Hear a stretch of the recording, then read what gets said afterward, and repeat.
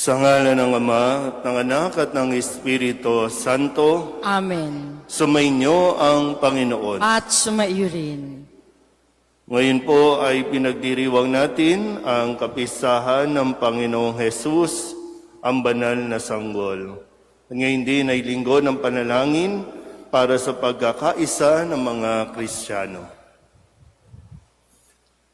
Mga kapatid, tinipon tayo bilang kaanib na angkan ng Diyos, kaya dumulog tayo sa maawaing Panginoong nagpapatawad ng lubos. Sinugong tagapagpagaling sa mga nagsisisi, Panginoon, kaawaan mo kami. Panginoon, kaawaan mo kami. Dumating na tagapaganyayang mga makasalanay magsisi, Kristo, kaawaan mo kami. Kristo, kaawaan mo kami. Nakaluklok ka sa kanan ng Diyos Ama para ipamagitan kami.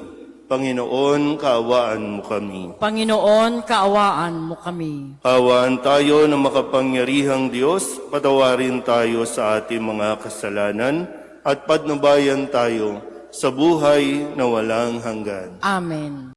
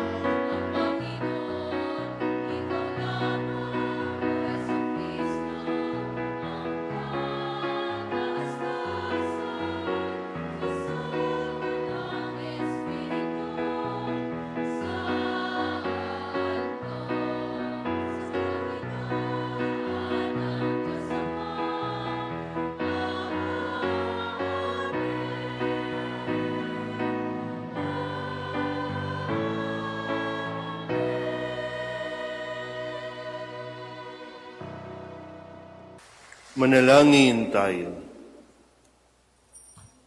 Ama naming makapangyarihan, ang iyong anak na Diyos na totoo ay naging sanggol noong siya ay maging tao namang totoo. Maging amin nawang panata ang pagsunod sa kanyang kapakumbabaan sa pagdiriwang namin sa kanyang pakikiisa sa mga nasa abang katayuan upang kaming mapabilang sa iyong pinaghaharian sa pamamagitan niya kasama ng Espiritu Santo magpasawalang hanggan. Amen. Sa pamamagitan ng sanggol, itatatag ng makapangyarihang Panginoon ang isang malawak na pagkaharing magdudulot ng kapayapaan at katarungan magpakailanman. Pagbasa mula sa aklat ni Propeta Isaías. Nakatanaw ng isang malaking liwanag ang bayang malao ng nasa kadiliman. Namanaag na ang liwanag sa mga taong namumuhay sa lupaing balot ng dilim. Iyong pinasigla ang kanilang pagdiriwang. Dinagdagan mo ang kanilang tuwa, tulad ng mga tao sa panahon ng anihan. Tulad ng mga taong naghahati ng nasamsam na kayamanan. Nilupig mo ang bansang umalipin sa iyong bayan, tulad ng pagkalupig sa hukbo ng Madian. Binali mo ang panghambalos ng mga tagapagpahirap sa kanila, sapagkat ang panyapak ng mga mandirigma, ang lahat ng kasuotang tigmak sa dugo ay susunugin, sapagkat ipinanganak para sa atin ang isang sanggol na lalaki. Ibinigay ang isang anak sa atin at siya ang mamamahala sa atin. Siya ang kahangahangang tagapayo at makapangyarihang Diyos. Walang hanggang Ama, ang prinsipe ng kapayapaan. Malawak na kapangyarihan at walang hanggang kapayapaan ang ipagkakaloob sa trono ni David at sa kanyang paghahari, upang matatag ito at pananatilihin sa katarungan at katwiran, ngayon at magpakailanman. Isasagawa ito ng makapangyarihang Panginoon. Ang salita ng Diyos. Salamat sa Diyos. Kahit sa ay namamalas, tagumpay ng nagliligtas. Kahit sa ay namamalas, tagumpay ng nagliligtas. Umawit ng bagong awit at sa poon ay ialay, pagkat yaong ginawa niya ay kahangahangang tunay. Sa sariling lakas niya at taglay na kabanalan, walang hirap na natamo, yaong hangad na tagumpay. Kahit sa ay namamalas, tagumpay ng nagliligtas. Ang tagumpay niyang ito'y siya na rin ang naghayag. Sa harap ng mga bansay, nahayag ang pagliligtas. Ang pangako sa Israel, lubos niyang tinutupad. Kahit sa ay namamalas, tagumpay ng nagliligtas. Tapat siya sa kanila at ang pag-ibig ay wagas. Ang tagumpay ng ating Diyos kahit saan ay namalas. Magkaingay na may galak, yaong lahat sa daigdig. Ang poon ay buong galak, na purihin sa pag-awit. Kahit sa ay namamalas, tagumpay ng nagliligtas. Sa saliw ng mga lira, iparinig yaong tugtog, at ang poon ay purihin ng tugtuging maalindog. Tugtugin din ang trumpeta, nakasaliw ang tambuli, magkaingay sa harapan ng poon na ating hari. Kahit sa ay namamalas, tagumpay ng nagliligtas. Tinawag tayo ng Diyos upang maging mga anak niya bago pa man tayo isinilang. Magalak tayo sa malaking karangalang ito at sikapin nawa nating maging kalugod-lugod sa kabutihan at mga pagpapala ng Diyos. Pagbasa mula sa sulat ni Apostol San Pablo sa mga taga-Efeso. Mga kapatid, magpasalamat tayo sa Diyos at Ama ng ating Panginoong Hesukristo. Pinagkalooban niya tayo ng lahat ng pagpapalang espiritual dahil sa ating pakikipag-isa kay Kristo. At sa ating ngang pakikipag-isang ito, hinirang na niya tayo bago pa nilikha ang sanlibutan upang maging banal at walang kapintasan sa harapan niya. Dahil sa pag-ibig ng Diyos, tayo kanyang itinalaga upang maging mga anak niya sa pamamagitan ni Hesukristo. Iyan ang kanyang layunin at kalooban. Purihin natin siya dahil sa kanyang kahangahangang pagkalinga sa atin sa pamamagitan ng kanyang minamahal na anak. Kaya nga, mula nang mabalitaan ko ang tungkol sa inyong pananalig sa Panginoong Hesus at ang inyong pag-ibig sa lahat ng hinirang, walang humpay ang pasasalamat ko sa Diyos para sa inyo.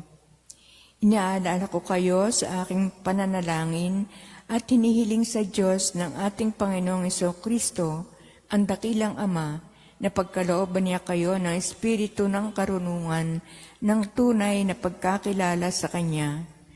Naway liwanagan ng Diyos ang inyong mga isip upang malaman ninyo ang ating inaasahan sa Kanyang pagkatawag sa atin. Ito'y ang kaluwalhatiang inilaan niya sa kanyang mga hinirang. Ang salita ng Diyos. Salamat sa Diyos. Magsitayo na po ang lahat.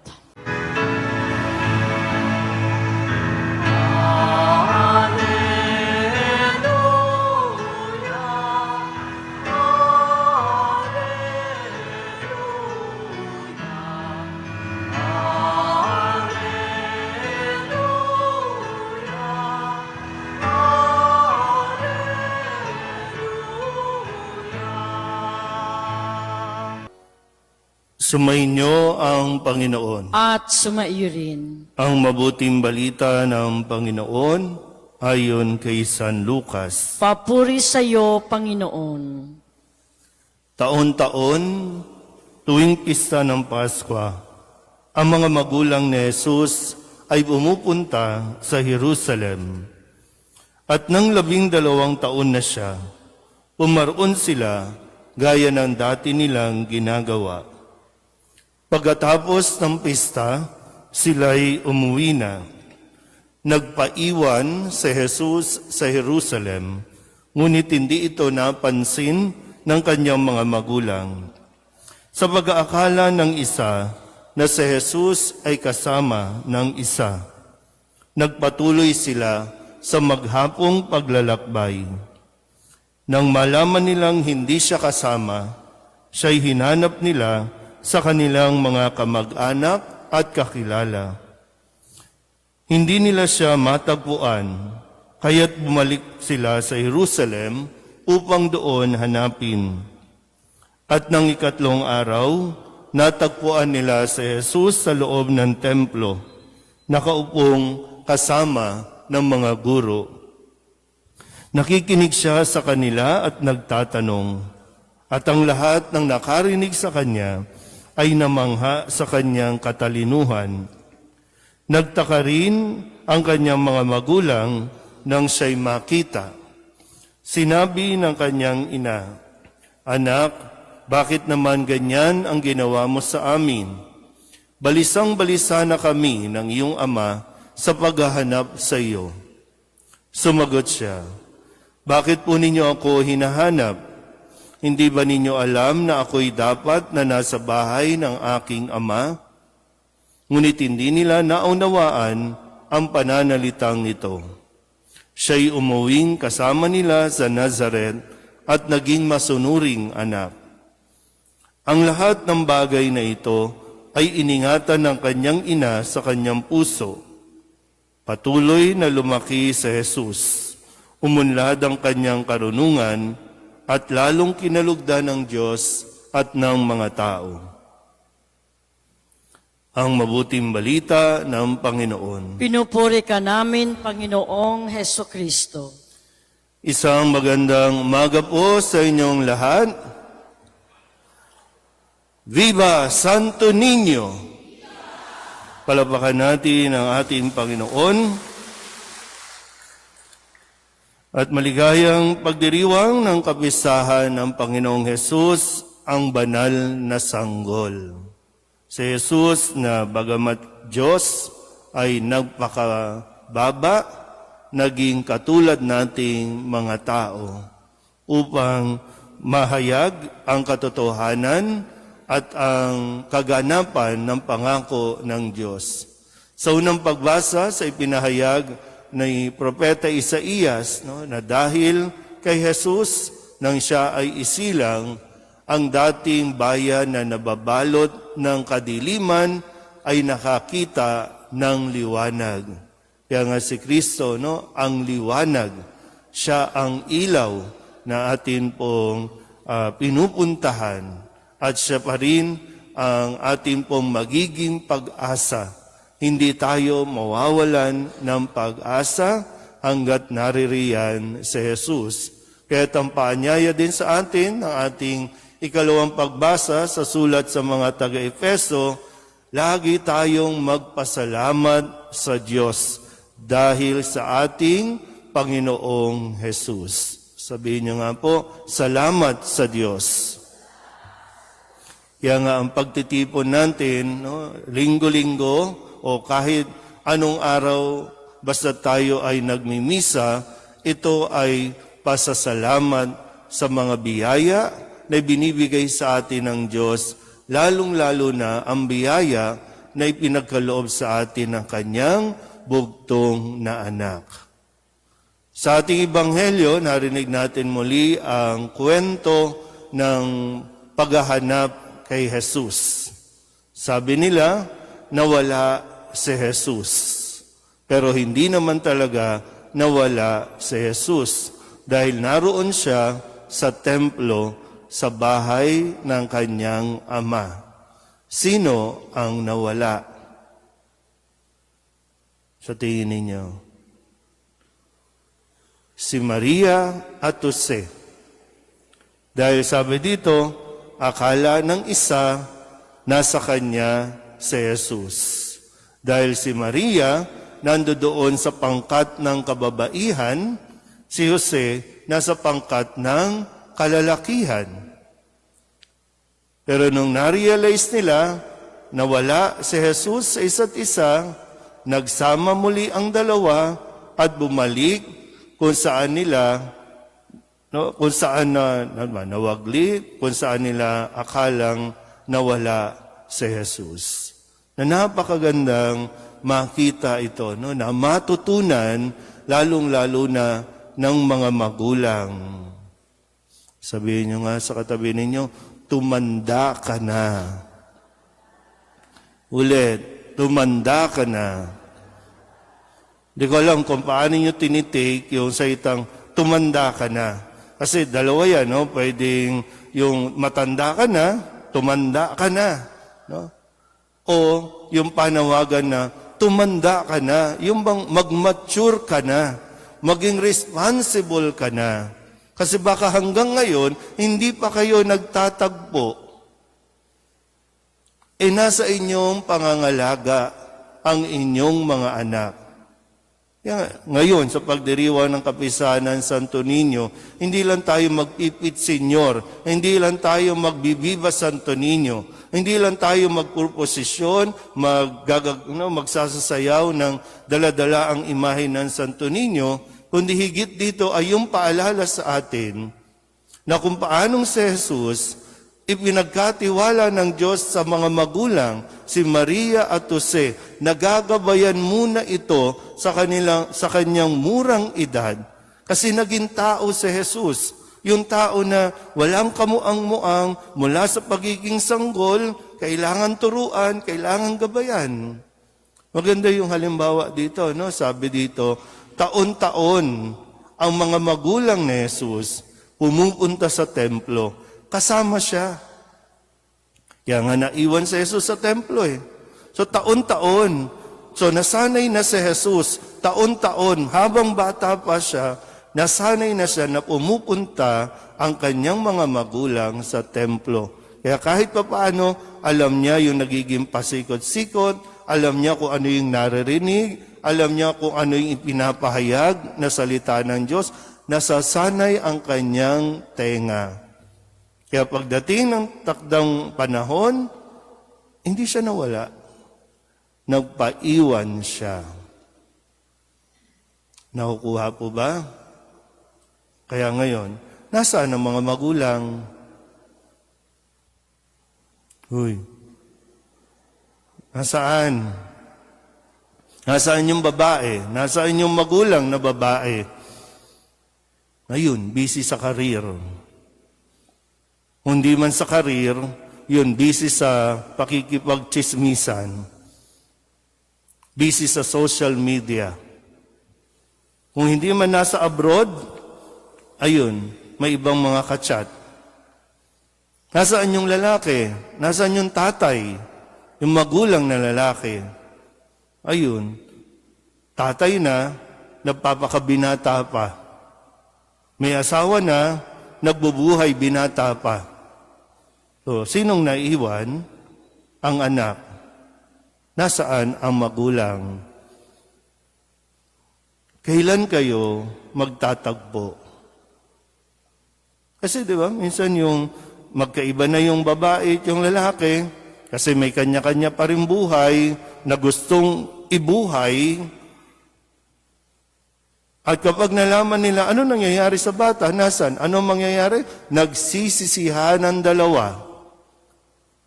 Imbis na magsama at tingnan, ano nangyari? Pag-usapan, ano na nangyayari sa anak? Bakit yung mga magulang hindi kilala ang kanilang mga anak? Responsibilidad. Unang-una ng mga magulang ang kanilang mga anak. Huwag niyong iasa sa mga gadgets ang mga dapat ninyong ginagawa. Huwag niyong iasa sa lipunan, sa gobyerno, ang kaligtasan ng inyong mga anak. Kasi dapat kayo ang unang-una. Aware po ba kayo na ang mga magulang unti-unti inaalisan ng mga batas na ginagawa ng ating gobyerno, inaalisan ng karapatan na disiplinahin, pangalagaan ang mga bata? Aware po ba kayo? Kasi ngayon, no, parang yung pagdidisiplina sa mga bata, naranasan natin yan. No? Of course, alam natin ang hangganan ng pagdidisiplina. Yung pagpapalo, alam natin ang kahalagahan niyan. Iba yung disiplina na palo sa pambubugbog, magkaiba yon.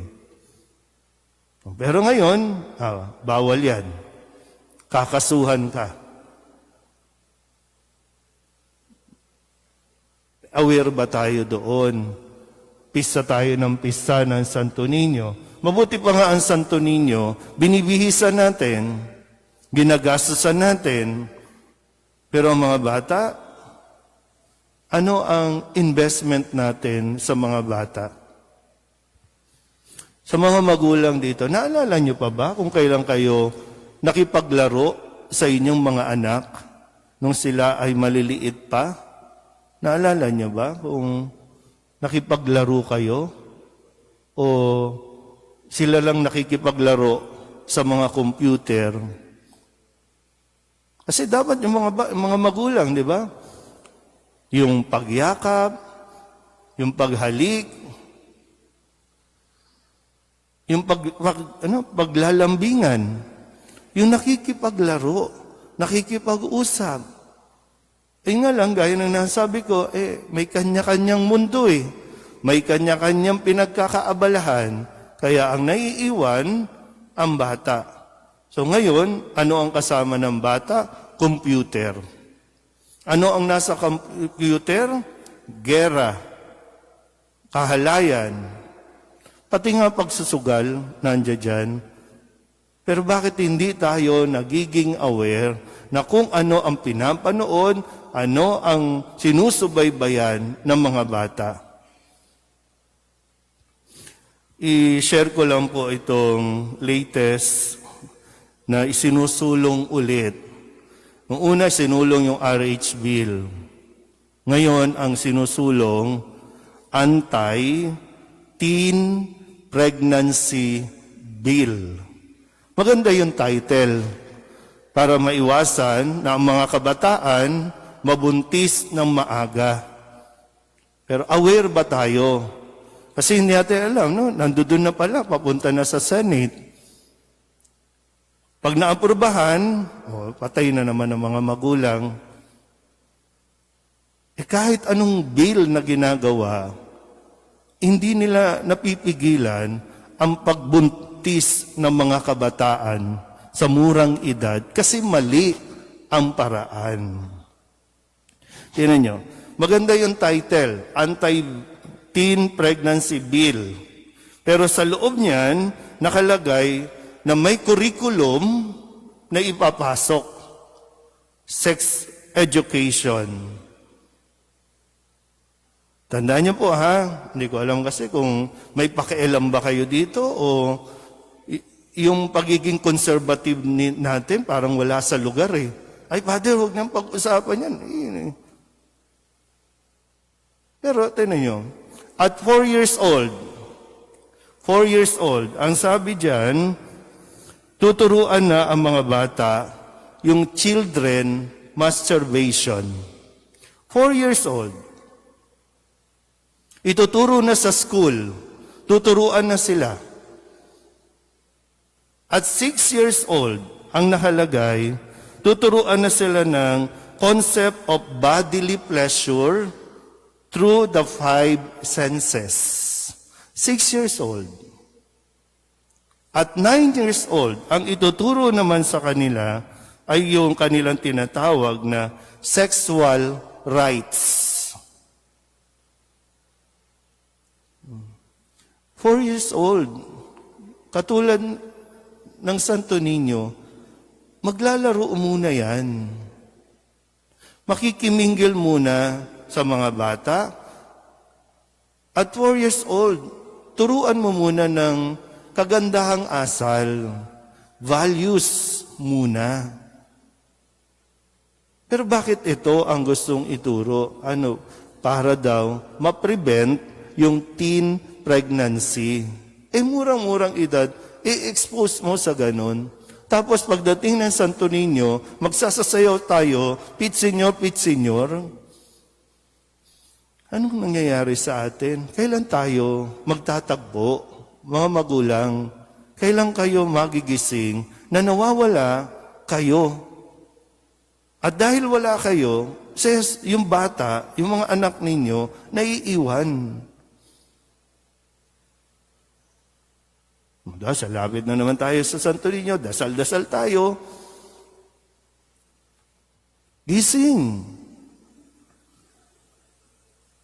Hindi ko alam, no? Kasi bigla na lang sumulpot na mayroon na nito kasi walang nagbabantay. Walang nagmumulat sa atin.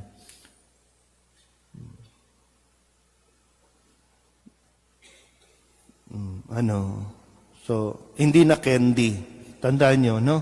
Hindi na candy ang hihingiin ng mga anak ninyo kapag nagkaroon tayo ng mga batas katulad nito.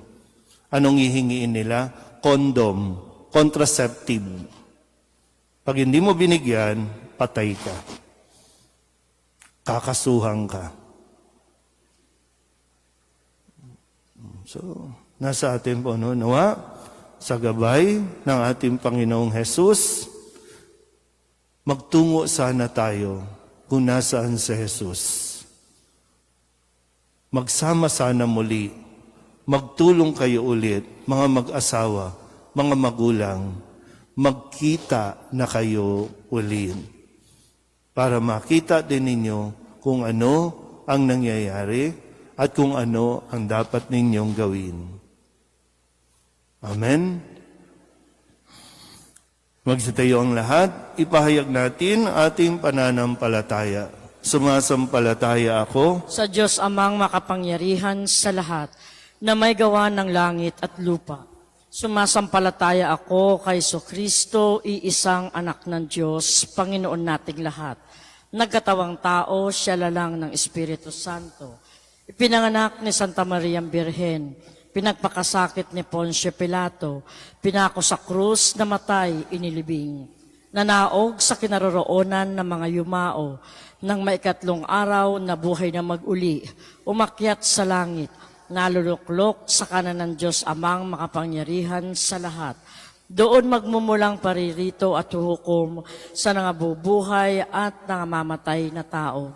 Sumasampalataya naman ako sa Diyos Espiritu Santo, sa banal na simbahang katolika, sa kasamahan ng mga banal, sa kapatawaran ng mga kasalanan, sa pagkabuhay muli ng nangamatay na tao, at sa buhay na walang hanggan. Amen. sa kapistahan ng Santo Niño.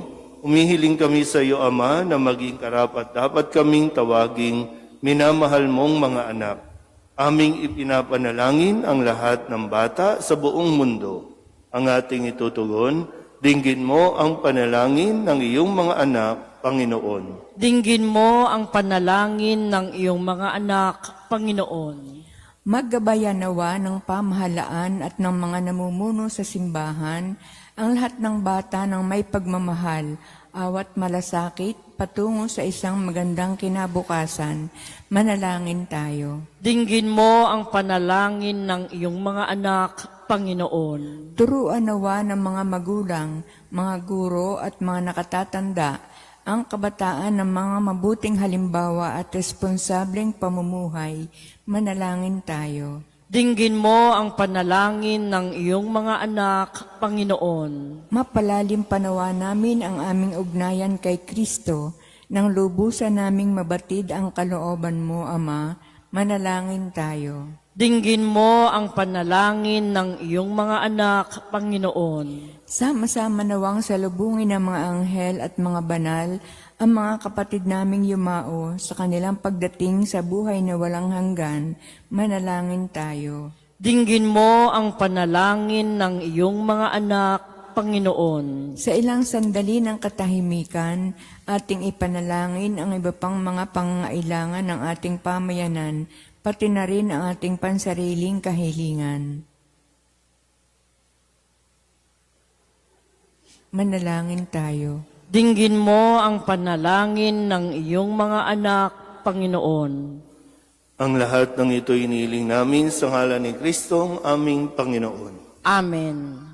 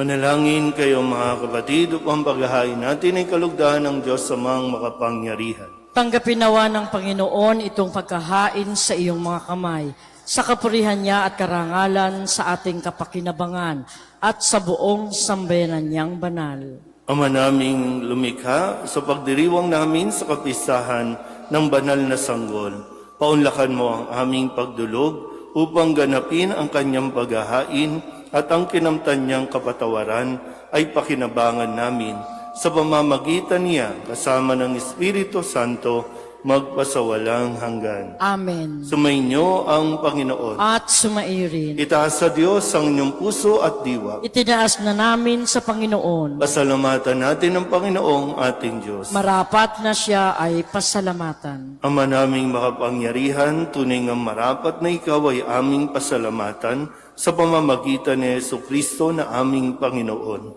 Dating lingid sa amin naging hayag na kapiling, dating kapiling mo ngayon naging kapwa namin. Sa amin ay nakikisama siyang mabuti upang sa piling mo ay maitampok niya kami. Ang sangkatauhang nawalay sa iyo noon ay kanyang ipinipisang muli sa iyo ngayon upang ang napinsala noong sanlibutan ay magkaroon ngayon ng bagong kaayusan. Kaya kaysa ng mga anghel na nagsisiawit ng papuri sa iyo nang walang humpay sa kalangitan, kami nagbubunyi sa iyong kadakilaan.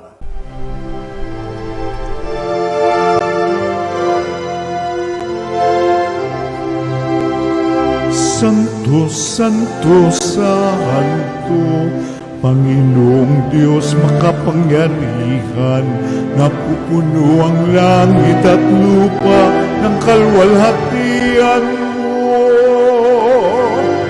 Hosana sa kaitaasan, pinagpalang na paririto sa ngalan ng Panginoon. Hosana sa kaitaasan.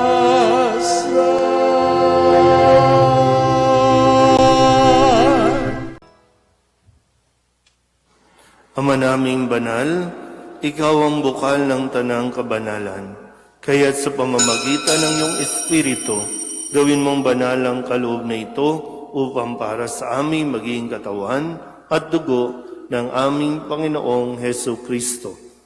Bago niya pinagtiis ang kusang loob na maging handog, inawakan niya ang tinapay, pinasalamatan kaniya, pinaghati-hati niya iyon, iniabot sa kanyang mga alagad at sinabi,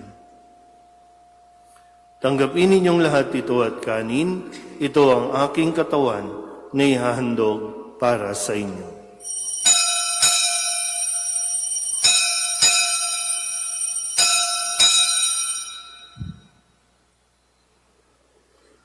Gayun din naman nung matapos ang hapunan, hinawakan niya ang kalis, muli kaniyang pinasalamatan. Iniabot niya ang kalis sa kanyang mga alagad at sinabi, "Tanggapin ninyong lahat ito at inumin. Ito ang kalis ng aking dugo, ng bago at walang hanggang tipan, ang aking dugo na ibubuhos para sa inyo at para sa lahat, sa ikapagpapatawad ng mga kasalanan. Gawin ninyo ito sa pag-alaala sa akin."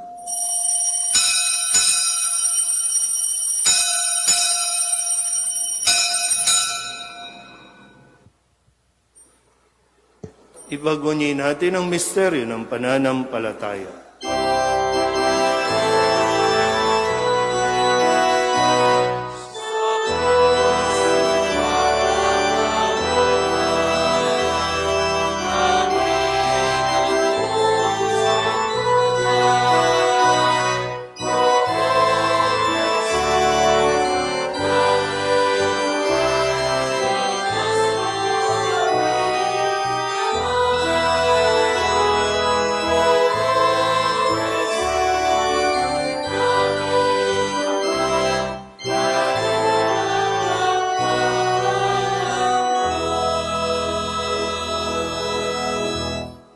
Ama, ginagawa namin ngayon ang pag-alaala sa pagkamatay at muling pagkabuhay ng iyong anak Kaya tiniaalay namin sa iyo ang tinapay na nagbibigay buhay at ang kalis na nagkakaloob ng kaligtasan.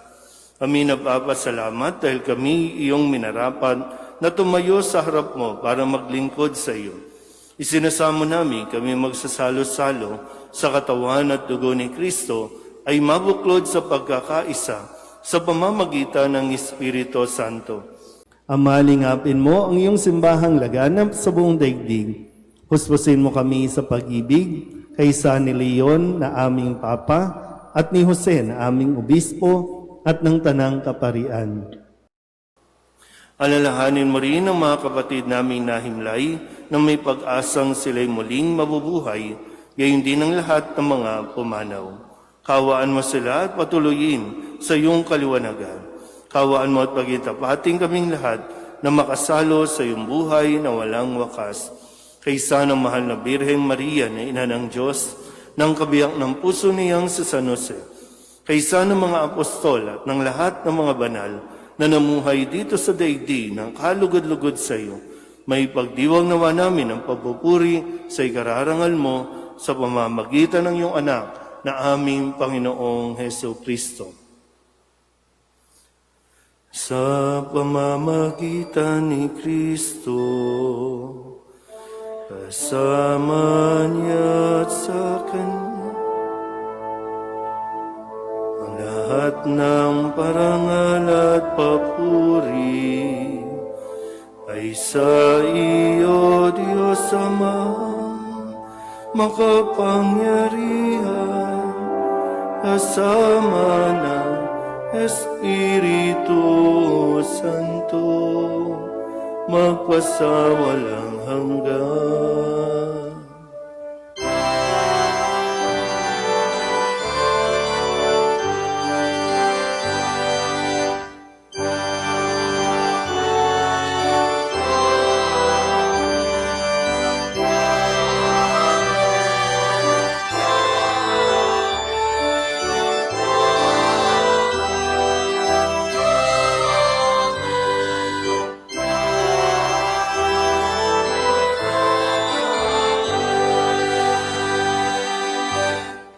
Sa tagabili ng mga nakagagaling na utos at turo ni Jesus sa Panginoon natin at Diyos, ipahayag natin ang lakas loob.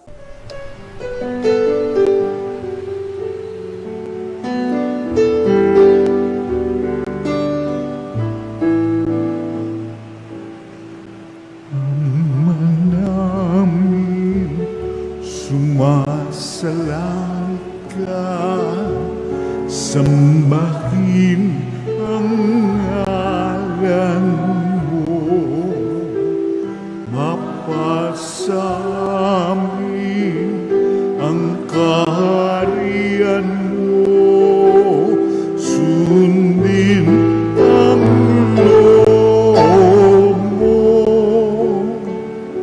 dito sa lupa para nang sa langit. Bigyan mo po kami ngayon ng aming kakanin sa araw-araw at patawarin mo kami sa aming mga sala para ng pagpapatawan namin sa nagkakasala sa amin, at huwag mo kaming ipagdulot sa tukso,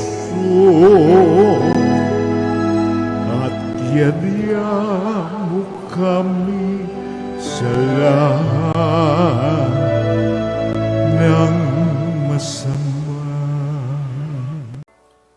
Hinihiling namin kami iadya sa lahat ng masama, pagkalooban ng kapayapaan araw-araw, iligtas sa kasalanan at ilayo sa lahat ng kapahamakan, samantalang aming pinananabikan ang dakilang araw ng pagpapahayag ng tagapagligtas naming sa Yesu Kristo. Sapagkat iyo ang kaharian at ang kapangyarihan at ang kapurihan magpakailanman. Amen. Panginoong Heso Kristo, sinabi mo sa iyong mga apostol, kapayapaan ang iniiwan ko sa inyo, ang aking kapayapaan ang binibigay ko sa inyo. Tunghayan mo ang aming pananampalataya at huwag ang aming mga pagkakasala. Pagkalooban mo kami ng kapayapaan at pagkakaisa ayon sa iyong kalooban kasama ng Espiritu Santo magpasawalang hanggan. Amen. Ang kapayapaan ng Panginoon ay laging sumainyo. At sumaiyo rin. Magbigayan tayo ng kapayapaan sa isa't isa.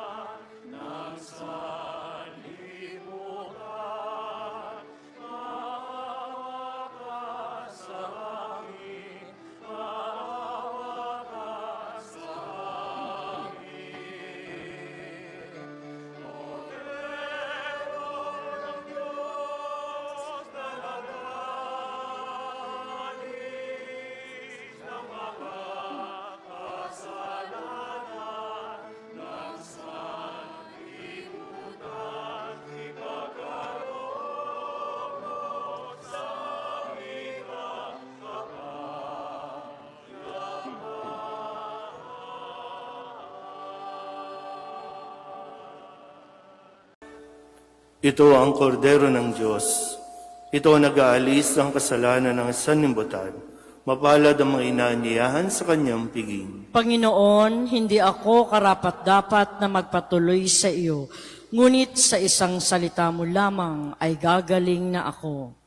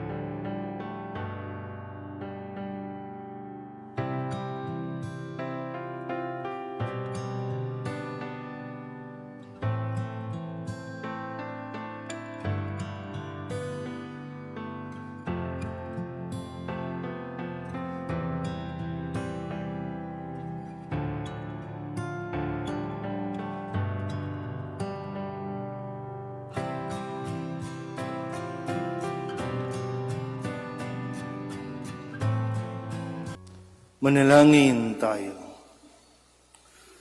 Ama naming mapagmahal, kaming pinapakinabang mo sa iyong piging na banal, sa kapistahan ng iyong anak na isinilang na mahal na birhen, ay makapamuhay nawa bilang iyong kasambahay na umuunlad sa karunungan at sa pagiging kalugod-lugod sa iyo at sa kapwa-tao sa pamamagitan ni Jesucristo kasama ng Espiritu Santo magpasawalang hanggan. Amen. Panalangin ng pagbabasbas. Kaawaan ng Diyos at gawaran ng pagbabasbas ang mga larawan at imaheng ito upang makatulong sa kasalukuyang buhay sa ikauunlad sa paggawa ng kabutihan upang makamit ang ligaya ng kalangitan sa pamamagitan ni Jesucristo kasama ng Espiritu Santo magpasawalang hanggan. Amen. Sumainyo ang Panginoon. At sumaiyo At rin. pagpalain kayo ng makapangyarihang Diyos, Ama at Anak, at Espiritu Santo. Amen. Tapos ng banal na misa, humayo tayo sa kapayapaan ni Kristo. Salamat sa Diyos. Viva Santo Niño! Viva!